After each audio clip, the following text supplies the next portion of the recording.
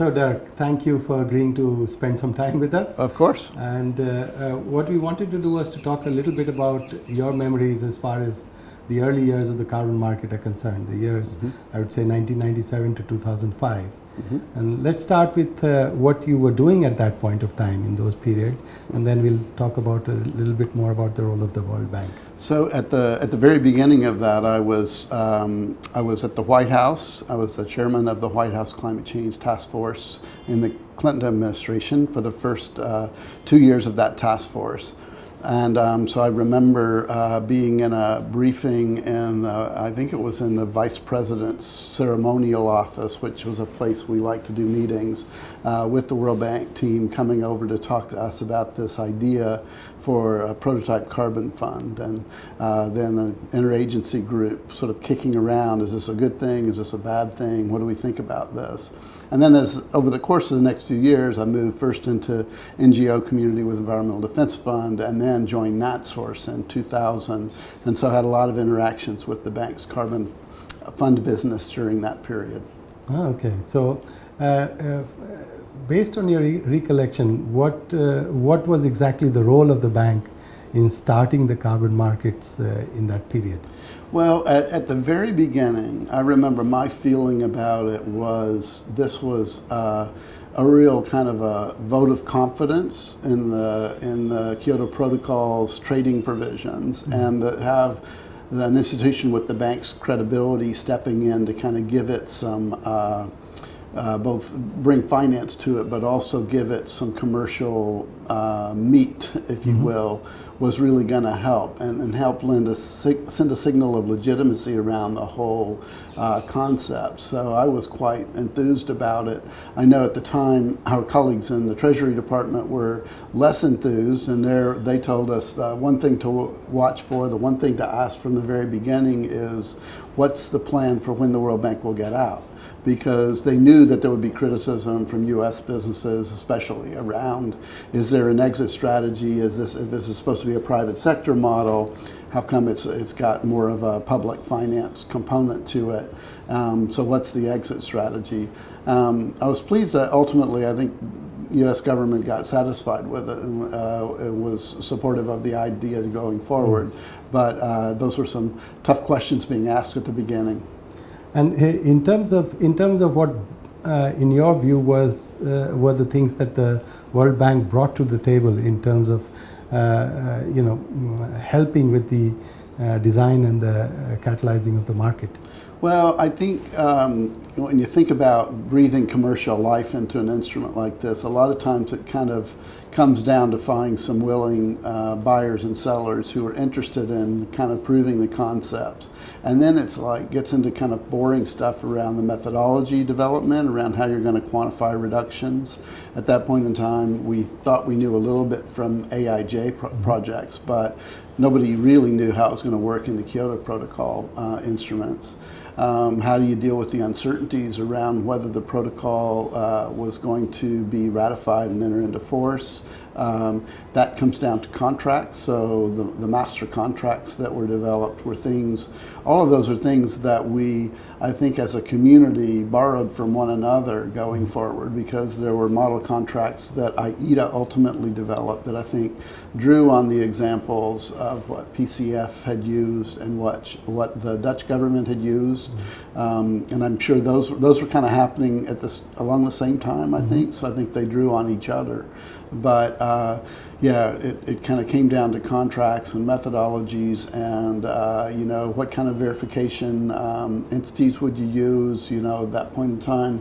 I don't think we had before the CDM came along, there weren't really verifiers that had gone through an accreditation process for that kind of work. So we were testing out how that whole process would work, what a verifier would do. And so I think there were a lot of the elements that we now, in existing markets, we sort of take for granted that it's all based on contracts, at the very core, or in the case of exchange traded products, you're still on the basis of contracts within that exchange. But it's been at that point in time, it was all pretty much virgin territory to launch into. It was all brand new. And in the early years, what were the driving factors in your mind on in driving the private sector to come into the business? Well, I think the notion of this was one of my big learnings from moving from government into the private sector was I had been on the receiving end of lobbying about why we need these instruments to manage the transition. Then when you actually get into the real commercial world and you try to figure out what somebody wants to buy, it all kind of evolves down to what's good for compliance in their jurisdiction. I think in the early days there were some companies willing to do it kind of for learning and for image, for brandishing their image as environmental leaders. But I think as it moved forward, certainly for us at the time at NatSource as a brokerage, it was around what's good for compliance in the markets that existed as they were back then, which was basically some voluntary commitments in Canada that were quasi-regulatory. At least the companies had kind of agreed to made certain commitments, try to stave off regulation, and had some understandings with regulators about that. There were some in certainly the Dutch government's own purchasing, and then eventually you saw the EU or the UK market first, and the Danish market, for which those were much more kind of allowance-based transactions.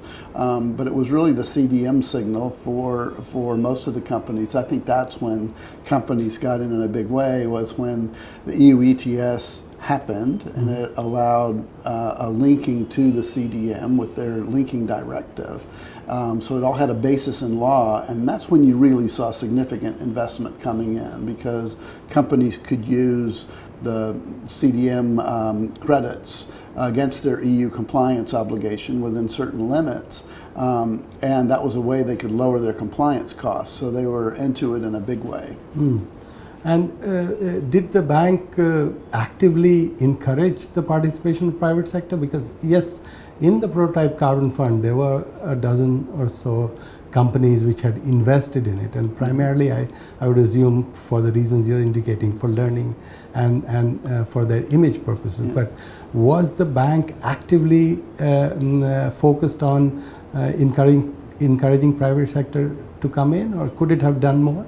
Well, I think, as I recall, there was sort of a limited number of seats at the table, at least an appearance of scarcity there. Whether that was true or not, on the outside, it kind of looked like, you were joining, I wouldn't say a club, you were joining an initiative, but you knew you were going to learn a lot in the process. So I knew, entities that ultimately became clients that were part of that, and that got a lot out of it.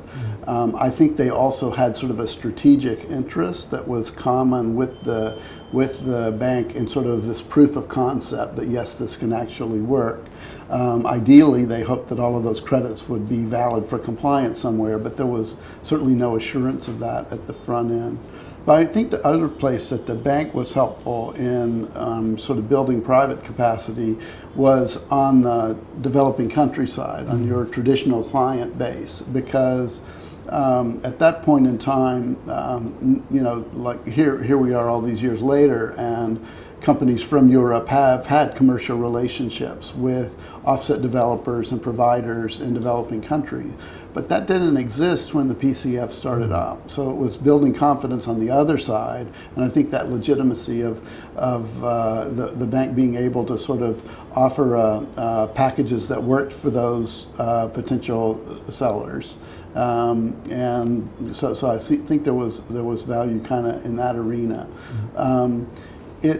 I actually think, as time went on, there were, you'll remember the heyday of period when, NatSource had carbon funds under management of a little over $1 billion US, and I remember EcoSecurities had probably something similar. Climate Change Capital had large amounts.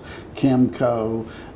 There were a variety of companies, and then not long after that, the Morgan Stanleys and J.P. Morgans of the world, Citibank, they were all kind of entering, and everybody had kind of an appetite for exposure to some of the CDM and JI markets. So that side of it, looking back and how difficult it is right now to rebuild some of that, it's kind of amazing how once the flicker of kind of, I think it was the larger deals, frankly, that made those banks understand that there was going to be a real commercial thing happening in climate mitigation that they could help to service. And so that, I think, drew them in a big way.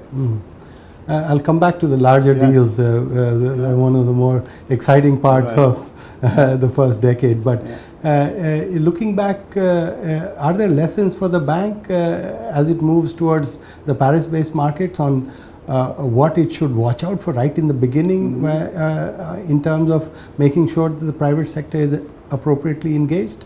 Well, I think, I do think that that we face some of the same challenges. This time, because of, there were sort of a confluence of events of Europe changing its mind and not losing confidence in the CDM. So I think that regulatory structure is something that we all in the markets today have a common interest in kind of rebuilding trust and confidence in that.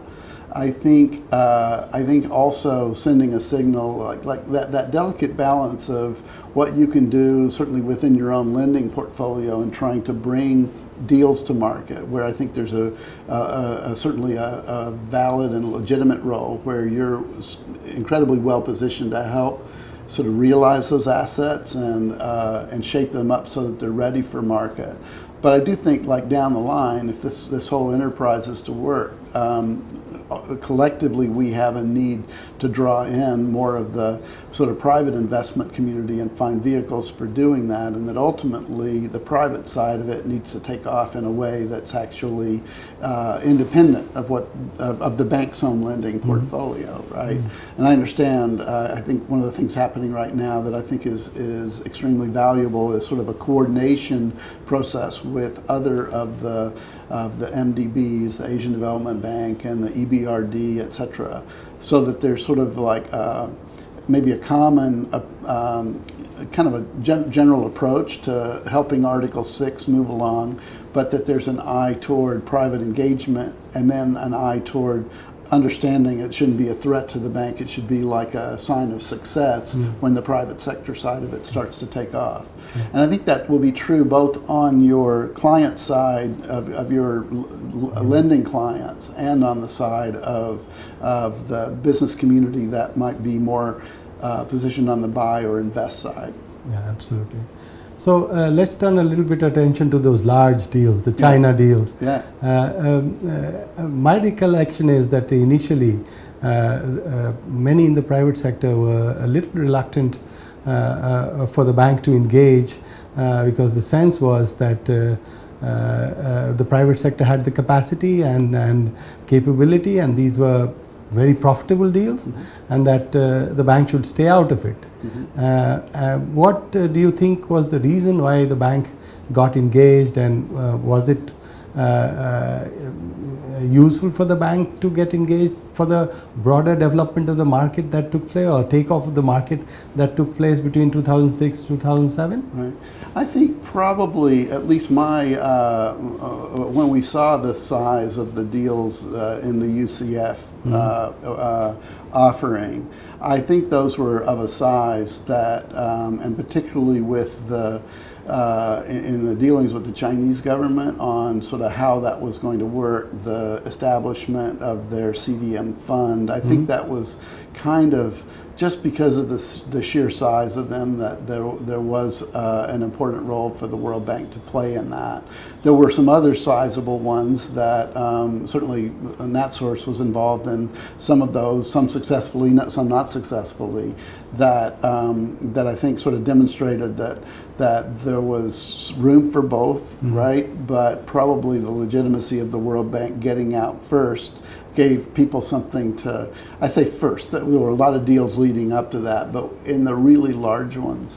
And certainly that's also something that attracted the interest of the private banks in a way, the large trading houses that hadn't had the interest in quite the same way before. I think that that drew in a bunch of players that enabled them to sell it internally up to through their senior management. And I think again, it's maybe that was just a unique moment in time. I don't know. As you go forward and think about maybe larger infrastructure plays or large plays in nature-based solutions, for example, I don't know. There may be some similar needs going forward, but I think that was also like this moment in time where I'm not sure we're going to see that kind of those kind of monster deals again, right? Yeah.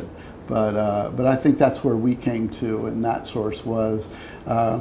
These are so large that they need to be syndicated. So we jumped in as a participant in those, thinking that we could then service our clients with them. Yeah, I think syndication is the right word. These were in the umbrella carbon facility. I think it was about $800 million in a market which was till then probably cumulatively a couple of $100 million. Right, that's right. And as you rightly pointed out, the Chinese government was very reluctant to open this asset class because they felt that the carbon markets were intended for energy efficiency and renewables, and that they needed to create a mechanism through which the surplus money would be channeled for those purposes. And I do remember it was fascinating experience to interact with all of you in the private sector in trying to find the balance between right amount of World Bank engagement and then letting the private sector take it off. Right. And to really date ourselves, when that was initiated, I remember, like one of the issues inside the company was how to make sure that the fax machines were working. So fax machines, we were using fax machines. That's amazing that it's hard to find a fax machine anymore. It's a good anecdote because I think we had no other mechanism but to say first offers received on faxes. Right. And so all of you were looking for various fax machines, and NatSource particular had a pretty neat way of getting the right share of syndication. Right. Our guy was practicing. He was he was practicing as if his life depended on it. It might have. I'm not sure about. I think again, you've been in the government and you know how it works. You've seen the World Bank at very close quarters. How different is the whole ethos of innovation between an institution, a large bureaucratic institution like the World Bank, and the way it happens in a scrappy private sector enterprise like NatSource? Yeah.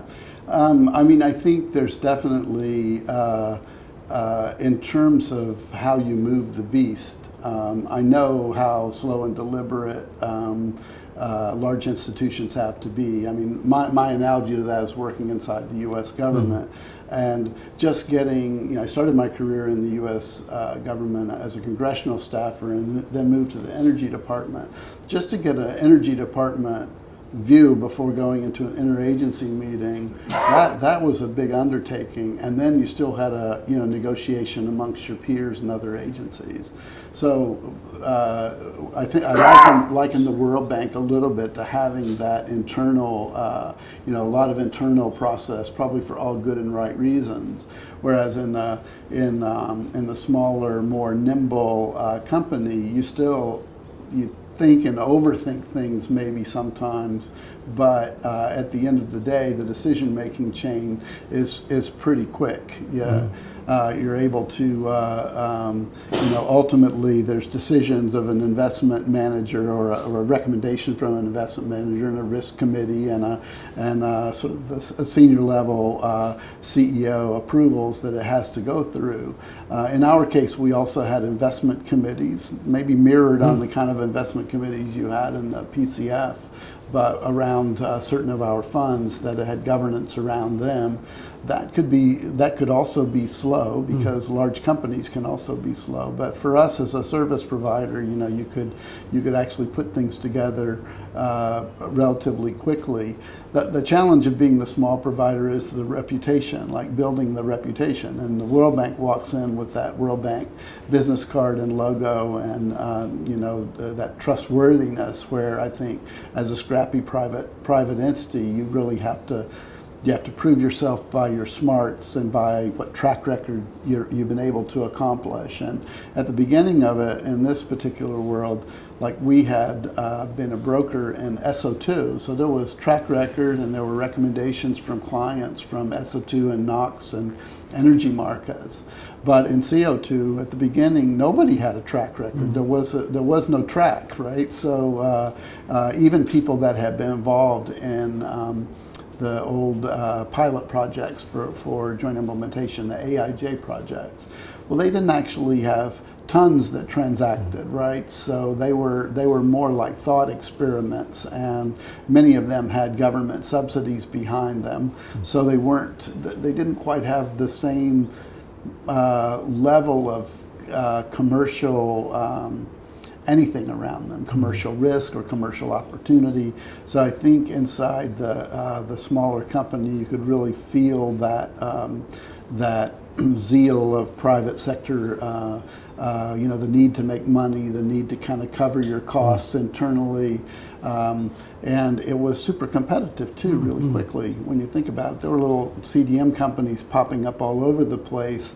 So to actually excel in it and get deals done and prove your way, I think was something that was a challenge for many of the smaller companies at the beginning.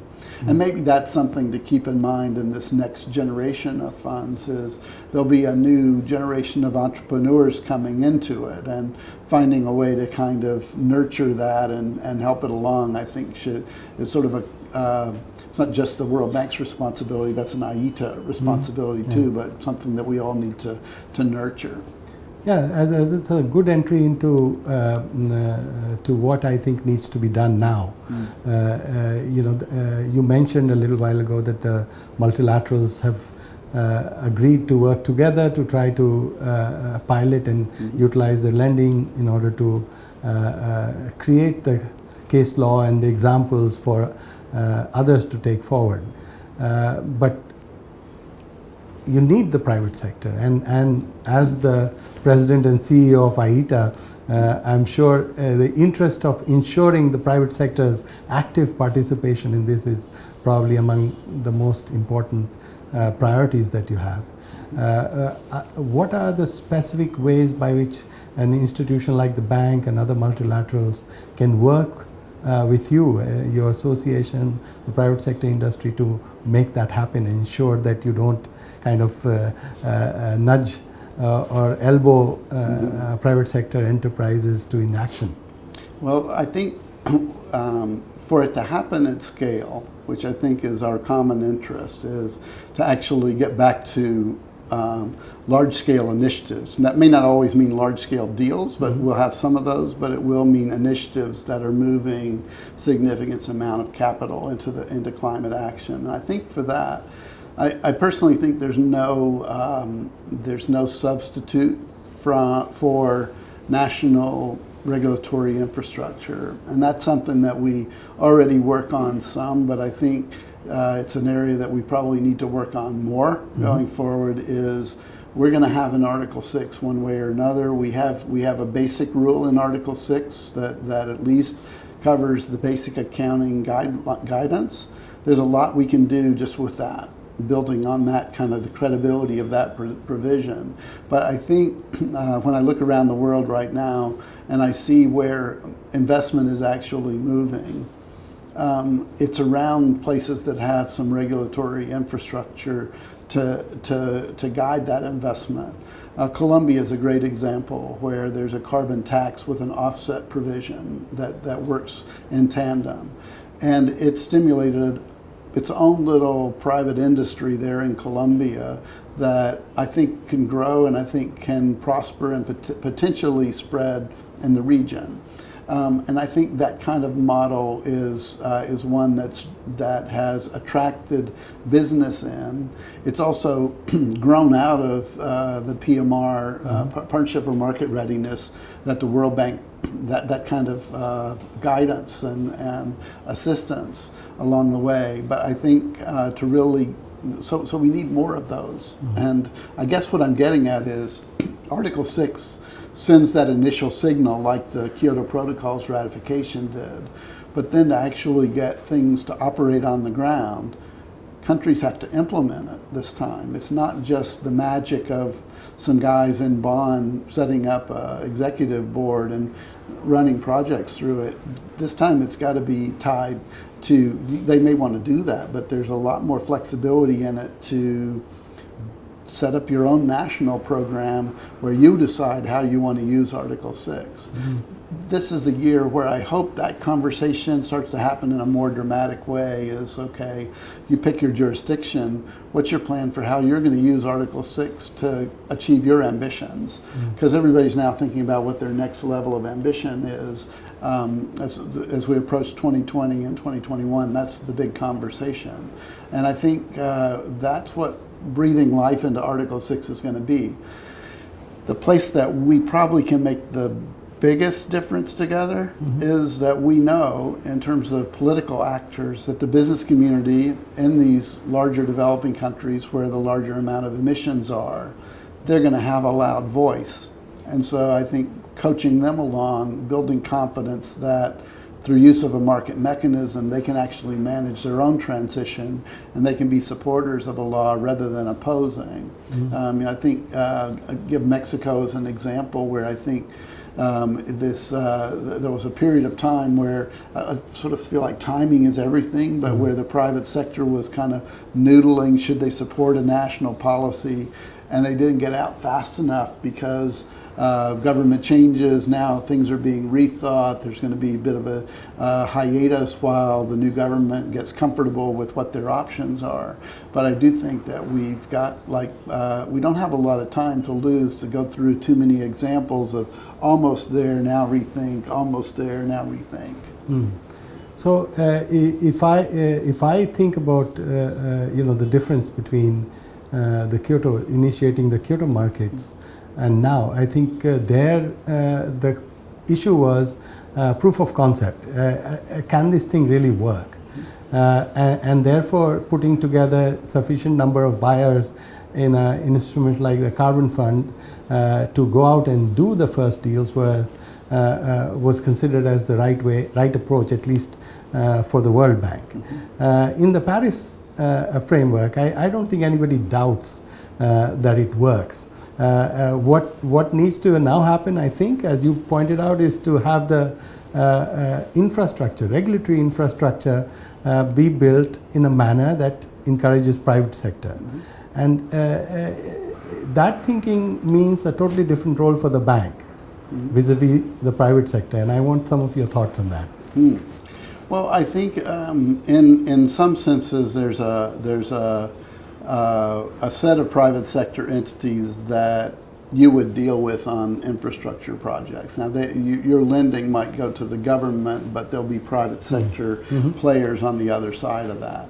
And thanks to the CDM, a lot of them are more educated about how this works, this being carbon market incentives.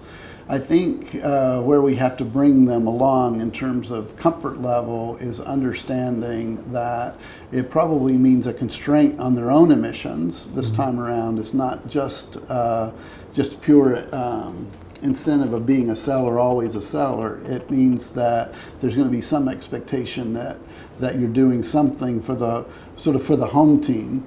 And I think building that understanding is something that's important.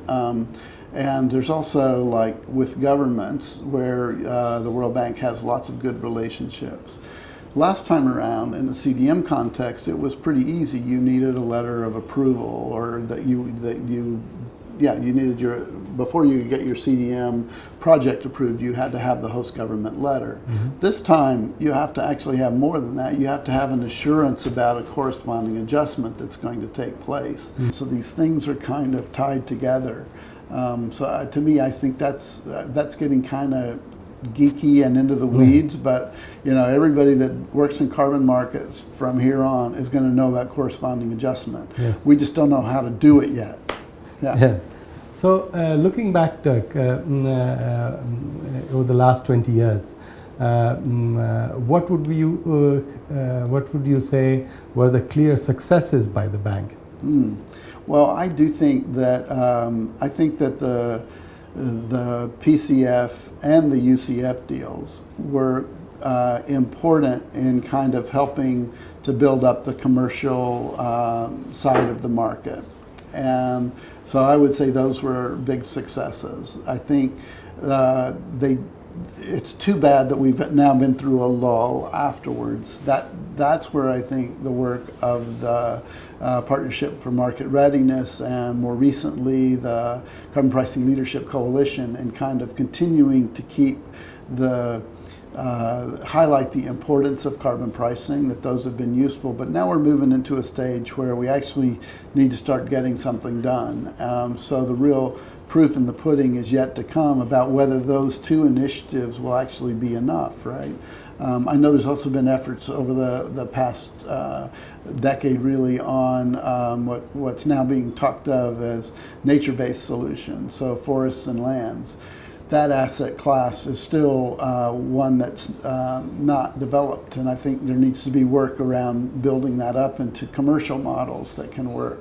So I think there's some big things ahead that we need to work on together, but that we need to, the credibility of the bank in getting out and working with your client countries on building up their infrastructure to be capable of channeling the investment that's coming, I think is like, that's a place where there's not a good substitute for what you can bring. Okay. And very explicitly, what were the things that the bank could have done better? Well, probably, I know in the very early stages, we had like in my little company, we always thought about, like, is there something that the bank could be doing to help the smaller entrepreneurs? Mm-hmm. Now, of course, we're going to say that because we were a small entrepreneur that we're looking to make, to make our way in the world. But it's funny, and again, tying it to my last remark, all of that kind of evaporated when the EU ETS passed and the Kyoto Protocol became a reality, because the same guys that you would try to talk to about engaging in a pilot transaction in a private, utility in Spain, they might be willing to do a $20,000 or $30,000 study looking at sort of tell us everything that's ever happened in carbon markets to date, something like that. The same guys might a year later have a budget for $100 million in investments globally in CDM credits. It went from thousands to literally hundreds of millions that were available across Europe. So of course that stimulated businesses all throughout Europe. So that's why I think at the end of the day, the regulatory signal is paramount, and I think so. What you shouldn't do, I guess, is like when that happens, make sure that you know your rightful place, which I think is kind of on the developing countryside, helping the industries there along, and then make sure that there's plenty of room for private sector activity. But I think when that really starts to happen, then I'm presuming it will, because we're so far away from where we need to be to get to better than 2 degrees of protection. So I think this is a new wave is building that's going to come back in a really big way. But I think you've got a real strong role to play in, again, sending legitimacy, helping with the commercial structures, and then making room for private investment. Yeah, I've following Ken, I always kind of felt that the initial period of establishing carbon funds in order to establish that this was a viable business and it could be made to work, I felt that perhaps the bank could have stepped away earlier and moved its strategy towards clearly assisting our client countries to provide the supply, the quality supply, and that the private sector was more than willing to bring in the capital, and that the continued engagement of the bank, perhaps we overstayed our welcome, so to speak, on the fund aggregation side. I remember, Ken and I would have these conversations sometimes back in that era, and the place that I felt like it was probably at the time that we would feel the most friction was, this was sort of as things got moving, was that there were government purchasing programs that, as you were describing, continued to kind of come to the bank. And so for private entities to compete with that, some did effectively. We did a little bit, I think, for government of Portugal, for example. But I think the challenge of it was, those countries to trust little guys like us, they needed the same ethic of wanting to build a private sector model. And at the time, they were a bit new to it, and they had an office in the World Bank with a flag out in front of it, where it gave them, they felt an obvious ownership of the bank. But I would feel that sometimes walking into the World Bank or the EBRD is sort of like, how can you compete with that if they've not only got this big infrastructure, but that purchasing government actually has an office in the building. That's a definite advantage. So yeah, maybe that was an area where you would want to make more room for private sector. I'm not sure if we're going to see that again in a big way going forward, or if it's going to be a different model of even more private involvement. Okay. So in terms of going forward, and to conclude our conversation, what do you see happening in the next 3 to 5 years, and what is it that the private sector can do, and what is it that we, the World Bank, can do together with the other multilaterals to speed up the process of having transactions occur as soon as possible after 2020? Well, so I definitely would like to see a good set of rules come out of the COP25 meetings in Santiago. But I also recognize that there's room to work already with what we've got, and that we shouldn't like rest on our laurels and say we've got another year. I think it's important to work with the independent standards that are out there, because the one thing that can't move forward is the UN's mechanism. That needs to get guidance from this process.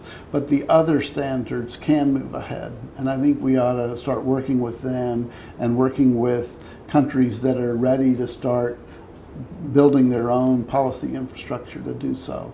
And I also think that a place we need to go is to really turn our attention to the countries that want to help set the norms, that want to get out in a leadership position, and talk to them about how they're going to use Article 6. And that's going to be both in your traditional client countries, but also the places where that were in the old days on the buy side. And then I'm talking about Canada. So Canada's short. They're short for their Kyoto commitment period 2. They're short going forward. They're honest about it, about being short going into the 2020s.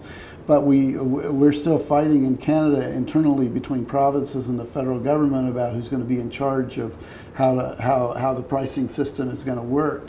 I think Canada's one place that needs to move ahead and start looking at, okay, what obligations are we going to give our private sector, and what flexibilities are we going to give them, and then what is the government going to take on beyond that. I also think with Europe has now opened a new conversation about going to net zero by 2050. This is big. That's a big deal for my companies that operate in Europe. They've always been looking at this range of maybe minus 80% to minus 95%, but now it's going to be net zero, emphasizing the net, because that does imply there'll be international purchases. There may be removals as part of that. This is an open conversation. But I think the buy side from Europe is likely to return to international markets in this, maybe now the initial 5-year period, maybe not in that, but perhaps in the second 5-year, so the back half of the decade. And I think if you look around the OECD, that's a story that's playing out a lot of places. The U.S. is the big hole right now, and obviously there's political challenges there, but there are states that we can work with that I think will help establish what some of the norms are there. But I think we need to stop talking about it and start doing some of it. From my perspective, I think the difference in the last 20 years is the scale of our ambition. From talking about individual projects to now talking about whole jurisdictions. So it's definitely a very exciting space right now.